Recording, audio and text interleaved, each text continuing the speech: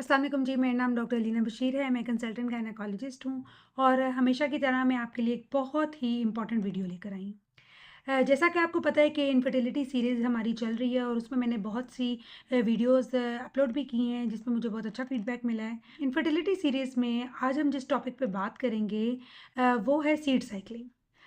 Seed cycling से related आपने बहुत सी बातें सुनी होंगी, बहुत सी वीडियोस भी देखी होंगी, लेकिन पेशेंट को बड़ी कन्फ्यूजन होती है कि ये सीड साइक्लिंग में जो सीड्स हमने लेने होते हैं उसकी क्या मिकदार होती है, उसको किस तरीके से लेना है और कौन से सीड्स किस टाइम पे लेने होते हैं। तो ये पेशेंट ज़रा थोड़ी गलती कर देते हैं।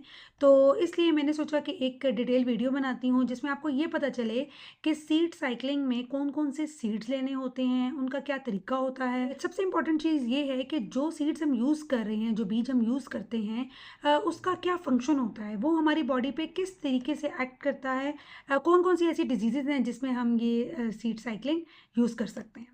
इस तरह फीमेल रिप्रोडक्टिव ट्रैक की बहुत से ऐसे इश्यूज़ हैं जिसमें ये हेल्पफुल साबित होते हैं। क्योंकि हम इनफर्टिलिटी सीरीज़ को हम फॉलो कर रहे हैं तो सबसे पहले हम ये डिस्कस करेंगे कि इनफर्टिलिटी में इसका क्या रोल होता है। प्लीज़ वीडियो को एंड तक देखिएगा क्योंकि वीडियो के एंड में मैं आपको बताऊंगी कि सीड साइक्लिंग इनफर्टिलिटी के अलावा ऐसी कौन सी डिजीज़ेज़ होती हैं जिसमें हम ये यूज़ कर सकते हैं और इसके बहुत अच्छे रिजल्ट्स आते हैं। अगर आपने अभी तक मेरे चैनल को सब्सक्राइब नहीं किया तो प्लीज़ इस चैनल को सब्सक्राइब करें, वीडियो को लाइक करें और उन लोगों के साथ शेयर करें जो इस तरह के प्रॉब्लम्स फेस कर रहे हैं, ताकि उनके लिए भी ये वीडियो हेल्पफुल साबित हो सके। सबसे पहले हम ये डिस्कस करते हैं कि सीड साइक्लिंग होती क्या है। सीड साइक्लिंग का मतलब ये होता है कि हम नेचुरल तरीक़ों से किस तरह अपने हार्मोन्स को बैलेंस कर सकते हैं।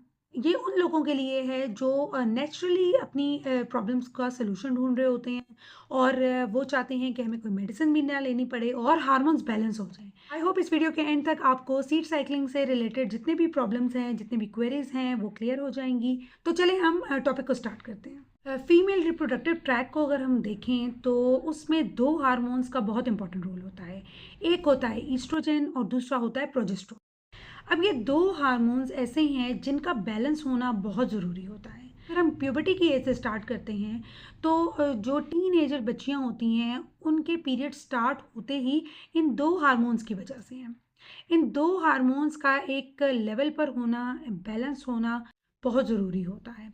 अगर नहीं होगा तो पीरियड्स इरेगुलर होने लग जाते हैं, वेट गेन होने लग जाता है, पीसीओएस हो जाते हैं। अगर हम आगे कंसेप्शन के टाइम पे चलें तो उस टाइम पर भी ये हार्मोन ज़रूरी होते हैं क्योंकि इनका बैलेंस होना ओव्यूलेशन के लिए बहुत इंपॉर्टेंट होता है। आहिस्ता-आहिस्ता जैसे एज एडवांस करती है तो उसमें मेनोपॉज़ के बाद हमारे हार्मोन्स जैसे ही कम होते हैं, हमें बहुत से सिम्पटम्स आने लग जाते हैं जिससे रिलेटेड मैंने एक बहुत ही डिटेल्ड वीडियो अपलोड भी की थी, वो भी ज़रूर देखिएगा, उसमें भी आपको चीज़ें क्लियर हो जाएँगी। तो कहने का मतलब ये हुआ कि ये 2 हार्मोन्स फीमेल रिप्रोडक्टिव ट्रैक के लिए बहुत इंपॉर्टेंट होते हैं।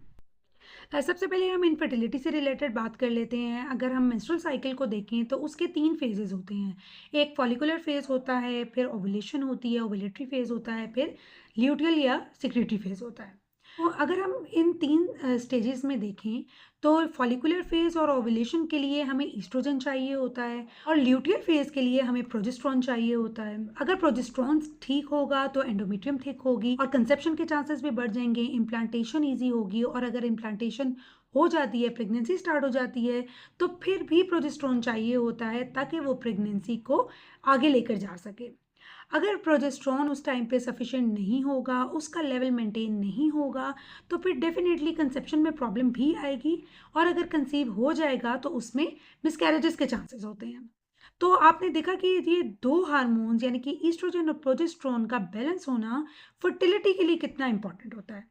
अब हम ये देखते हैं कि सीड साइक्लिंग में हम कौन-कौन से सीड्स लेते हैं, उनको लेने का तरीका क्या होता है और जो हमने मेंस्ट्रुअल साइकिल के 3 फेजेज़ पढ़े हैं, कौन से फेज़ में हमने कौन से सीड्स लेने हैं और किस मिकदार में लेने हैं, उसका लेने का तरीका क्या है, उसकी टाइमिंग्स क्या हैं, चलें आगे हम ये डिस्कस करते हैं।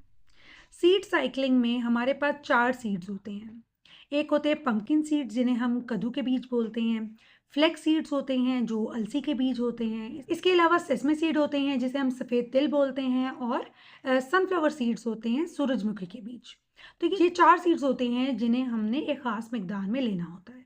अगर हम पीरियड्स के फर्स्ट 14 डेज में देखें तो इस फेज में हमें ईस्ट्रोजन चाहिए होता है।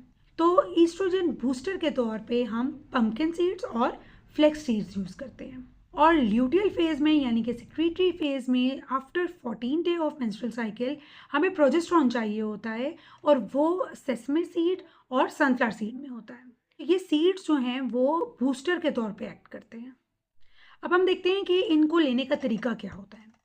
इसको लेने का तरीका ये होता है कि फॉलिकुलर फेज में हमने फ्लेक्स सीड्स और पंपकिन सीड्स लेने हैं। उसके 3 या 4 चम्मच पंपकिन सीड के और 3 या 4 चम्मच फ्लेक्स सीड्स के लें और इसे ग्राइंड कर लें। कोशिश करें कि इसको पीस कर लें। और ल्यूटियल फेज में हमने सेसमे सीड और सनफ्लावर सीड्स लेने होते हैं, उसको भी इसी तरह प्रिपेयर करें कि 3-4 चम्मच आप सनफ्लावर सीड्स के लें और 3-4 चम्मच ही सेसमे सीड के लें, और सुबह शाम इसका 1-1 चम्मच लें। कुछ ख़वातीन होती हैं जो ये गलती करती हैं कि इसको पूरा जार बनाकर स्टोर कर लेती हैं।